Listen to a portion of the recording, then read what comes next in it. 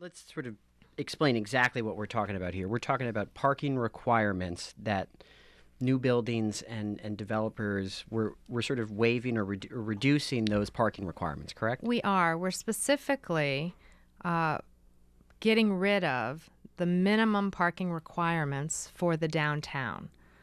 We had proposed, this is actually news. I've not made this announcement anywhere else. Oh, we like that. Are we rolling my TV camera in there? We Okay, have good. proposed in the past that we would also get rid of parking minimums throughout many other parts of the Transit. city.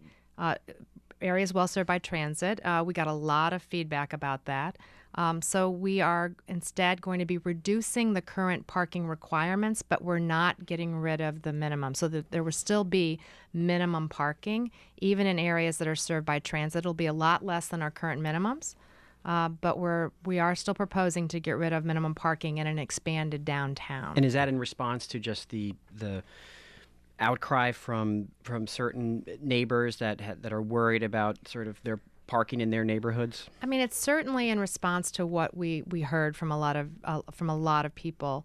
And keep in mind that getting rid of parking minimums does not get rid of parking.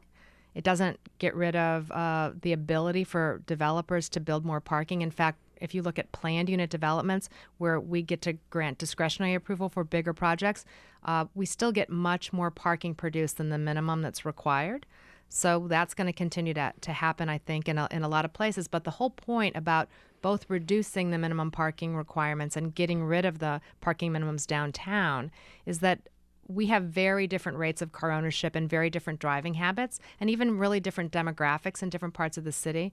And it makes sense to try to tailor the parking requirements or the parking that's actually provided to what the market is demanding for the particular building and the particular neighborhood, et cetera, which our current requirements don't allow.